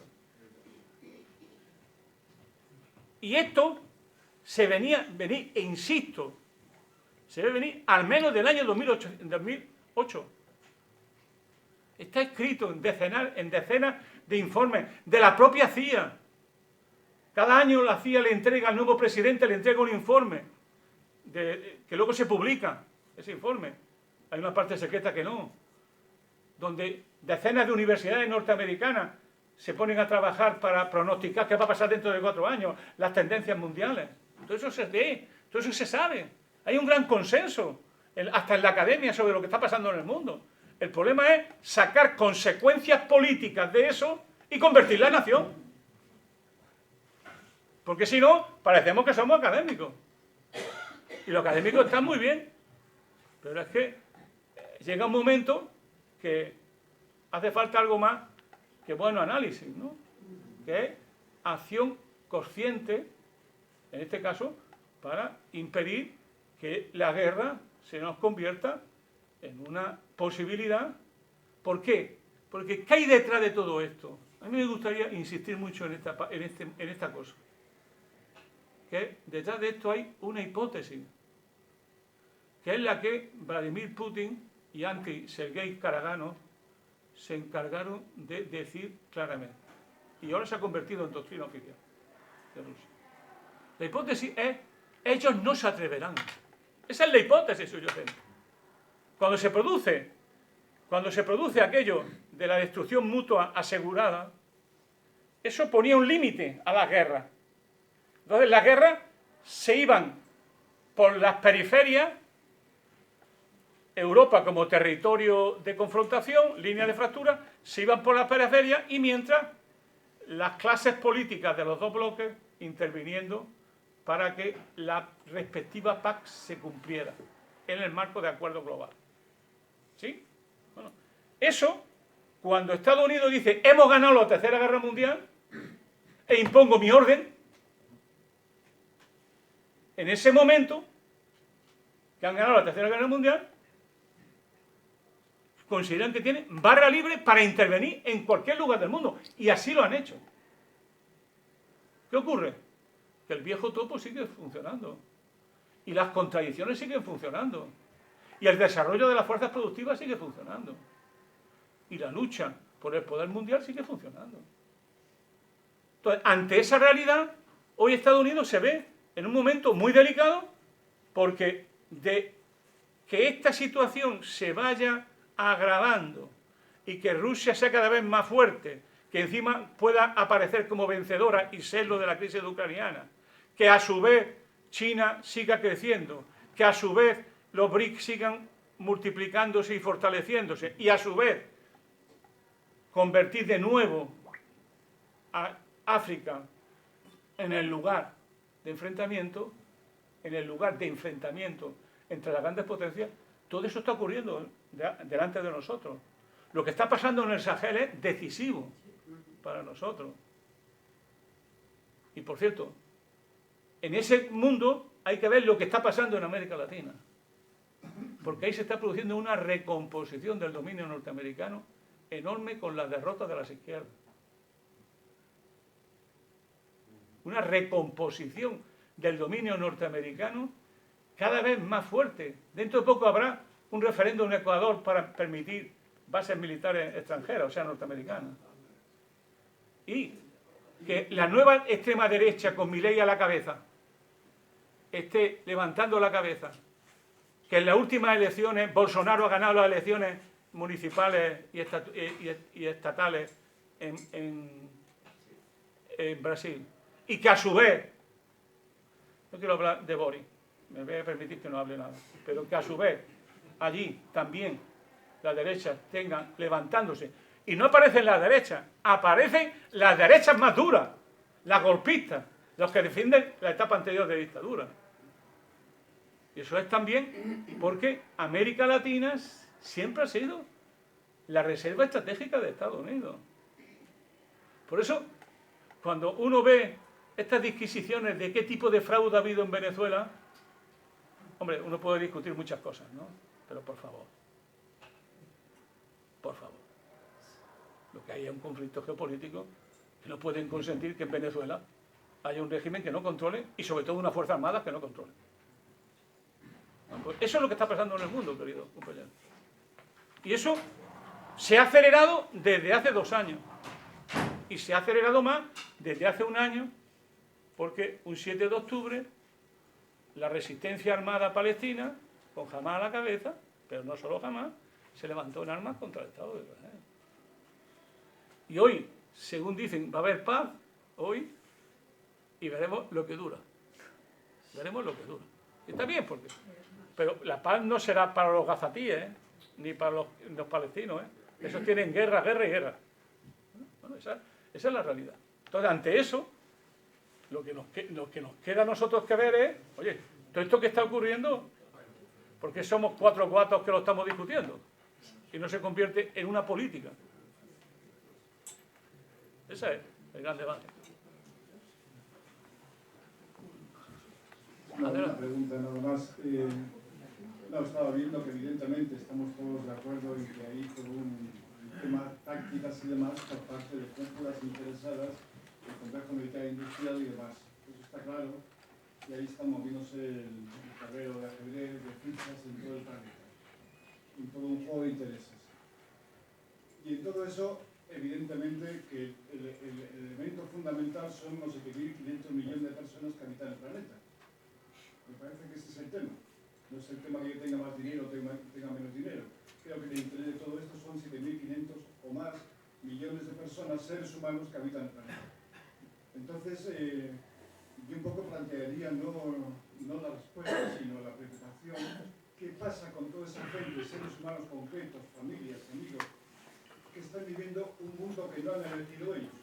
Están, por supuesto, manipulados, en fin, este tipo de cosas, ¿no? Entonces creo que para mí el interés sería cómo nos dirigimos, cómo avanzamos para que esa gente, 7.500 millones de personas en el planeta, empiecen a elegir cómo quieren vivir y cómo quieren hacerlo. Ese me parece el tema. Y no dar tanta preponderancia a lo que están haciendo, que son verdaderas aberraciones. Bueno, no tienen... Pero me parece que la aplicación iría, para mí, iría por ver cómo hacemos yo, el otro, para que esto no ocurra más. Porque lo estamos ya viendo como históricamente incluso como una cuestión normal. Las guerras son normales. ¿Y cómo que las guerras son normales? Es un acto de violencia que es de lo último. Cuando quizá calculo que en un tiempo el ser humano vea hecho de violencia y que produzca vómitos, sería otro tipo de ser humanos. Ahora mismo lo vemos como normal. Entonces creo que la pregunta plantearía como mi preocupación sería ¿qué hacemos la gente? ¿Cómo avanzamos? ¿Cómo hacemos? ¿Cómo nos juntamos? ¿Cómo vamos diciendo aquello que sentimos que no está bien, ¿no? Entonces, en contra de esos intereses dominantes que son, por supuesto, manipuladores al máximo, ¿no? Solamente esta reflexión, nada más. Gracias. Yo...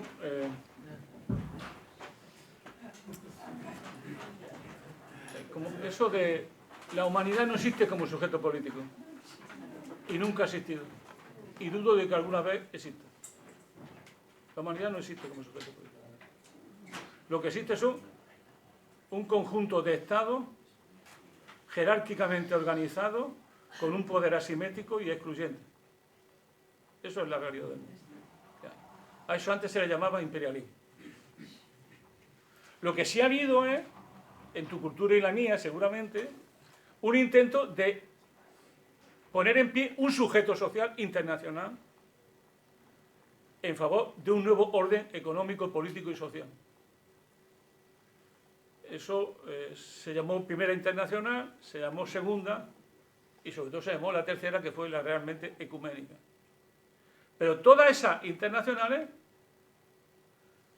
donde tuvieron trascendencia es porque se armaron hasta los dientes y se dedicaron a luchar contra el orden existente con la arma en la mano. Es decir, la gran aportación de la Tercera Internacional no fue seguramente, aunque esto es discutido y para mí muy discutible, lo que podemos llamar los fracasos de la revolución en Occidente, sino que fue por primera vez la construcción de un sujeto internacional al nivel del conjunto del planeta con un objetivo antiimperialista, anticolonial y con una voluntad socialista. Eso fue, para mí, un elemento decisivo de la historia del siglo XX. Por cierto, alguna vez habrá que ver si el movimiento obrero y el marxismo no es Occidente también, ¿no? Pero eso lo dejaremos para otro día. Lo dejaremos para otro día, ¿no? Porque parecía que Occidente es la Iglesia Católica y los Estados europeos. Y Occidente tiene algunos matices más que merece la pena alumbrar.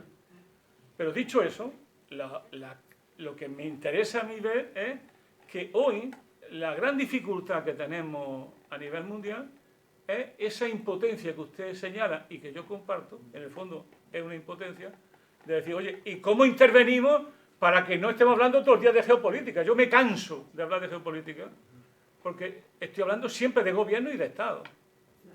¿Y la gente? ¿Y los trabajadores? ¿Y la internacional? ¿Y la unidad? Pongo un ejemplo, fijaros lo que es la construcción europea, ¿no? Hay una, ya ni se habla, ¿no? Yo creo que es decente callarse, ¿no? Esto de esta coordinadora sindical europea, ¿no? De la CES, ¿no? Que a mí me da hasta vergüenza, lo digo sinceramente, ¿no? No ha organizado una huelga en todos estos años, general, europea. Hay menos internacionalismo a hoy, con una supuesta potencia internacional como la Unión Europea, que antes cuando existían los Estados-nación. Hay mucho más internacionalismo, había antes que ahora. Mucho más. Y más preocupaciones. La construcción europea se ha cargado también el internacionalismo proletario de los sindicatos europeos. Esto no lo dice nadie, ¿no? Pero es parte de esta historia que estamos viviendo. Es decir, ya me gustaría a mí que la CES hiciese una convocatoria para una huelga general contra la guerra, por ejemplo. ¿Vosotros imagináis a la UGT y Comisión Obrera metido en ese lío? Pero fijaros, es terrible, ¿no? Yo soy afiliado a la Comisión Obrera. Es terrible, ¿no? A nadie se le ocurre, ¿no? Decir en el sindicato, oye, ¿por qué no preparamos una acción general coordinada contra la guerra, por la paz y una huelga general en toda Europa? Bueno, te tiran piedras. ¿Por qué? Ellos están de acuerdo que hay que ir a la guerra en Ucrania, contra Rusia, porque ha violado el derecho internacional interviniendo en Ucrania. Tampoco dicen mucho sobre lo que, si podríamos hacer una huelga general y nacional por lo que está pasando en Palestina. Porque lo peor de Palestina no solamente son las masacres, es que Palestina tiene que ver con lo que yo empecé diciendo antes. Palestina tiene que ver con la normalización de las masacres y de la muerte, que es la condición previa para una guerra. Que te acostumbre a ver en televisión. Hoy han muerto 70 palestinos. Han bombardeado, han muerto... Es que había uno de Hamás y han muerto 70. Podéis ir haciendo todos los cálculos que queráis. Y es siempre la misma tónica. Había gente de Hamás, había gente de la resistencia armada y porque había 10, hemos matado a 200 y aquí no pasa nada. Aquí no pasa nada. Y nadie se levanta contra eso. Y es más, si veis los grandes medios de comunicación, siempre hay un artículo que acaba siempre diciendo, oye, hay que tener cuidado, Israel tiene derecho a defenderse. ¡Cuidado con el antisemitismo! ¡Cuidado con el antisemitismo! Pero nadie está haciendo más nadie está haciendo más para hacer antisemitas que el propio Estado de Israel. El propio Estado de Israel. Entonces, ese es el mundo en el que estamos y que requiere, a mi juicio, una revisión de los fundamentos de nuestro quehacer político cotidiano y empezar a distinguir lo fundamental de lo importante. Y yo creo que estamos llegando a un límite de lo fundamental, donde todo lo demás, aun siendo importante, es secundario. Y el tiempo que tardemos en hacer eso significará tiempo perdido y, lo que es peor, tiempo ganado para los que sí están en un proceso, vaya esto a saber a dónde nos va a conducir.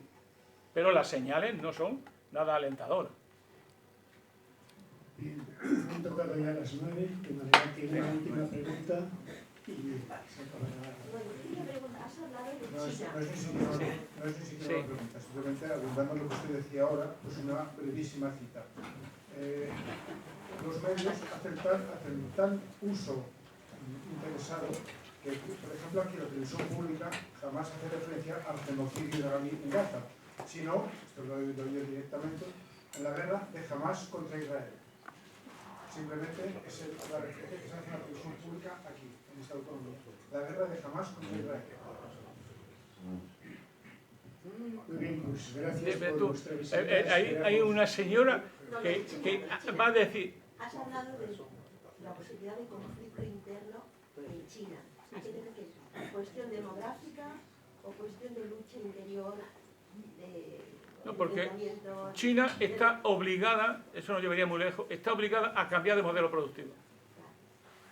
Porque el modelo productivo, por cierto, ya no es cada vez menos extensivo, es un modelo productivo extensivo, cada vez más intensivo, con nuevas tecnologías, con una aplicación cada vez más fuerte de la inteligencia artificial, pero donde el factor consumo, que es el factor salario, tiene un papel todavía muy pequeño en la economía china.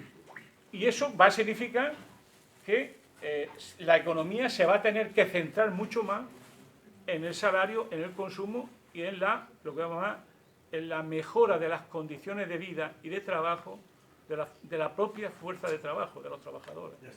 Y eso va a obligar a hacer muchas cosas que no son fáciles. Y luego, porque esta etapa de boom anterior que ellos han tenido ha llevado a muchos problemas, sobre todo en el sector inmobiliario, que tiene un problema serio, y un problema de finanzas. Ahora bien, hay un pequeño problema, que es lo siguiente, que tú puedes tener muchos problemas con tu deuda, pero tu deuda es peligrosa cuando no es en tu moneda. Tiene problemas tener deuda grande, pero siempre que sea en tu moneda. El problema de fondo que tienen muchos países es que te endeudes con algo que no es tu moneda, o sea, que tú no controlas. ¿Qué es lo que pasa con el euro? Y lo que pasa cuando te endeudas, como en Argentina, en el dólar. Entonces, cuando tú te endeudas en una moneda que no es tuya, eso te crea enormes problemas y perjudica enormemente tu capacidad de definir autónomamente una política económica decente. Eso no se produce en China, pero sin embargo sí se produce en el caso de Japón. La deuda de Japón puede ser algo así como 6 veces el PIB, la más alta del mundo. ¿Y por qué no es demasiado problemática? Sí, lleva estancada la economía japonesa desde hace años. ¿Por qué no es problemática? Porque es en su propia moneda y los que han comprado la deuda son básicamente japoneses y se financia con japoneses. Eso le permite a ellos un cierto margen. Claro, llega un momento en que lo que se produce es, si no sales de ahí, es un estancamiento, que es lo que vive prácticamente la economía japonesa y en parte la economía norteamericana. Camaradas y amigos, hasta la próxima.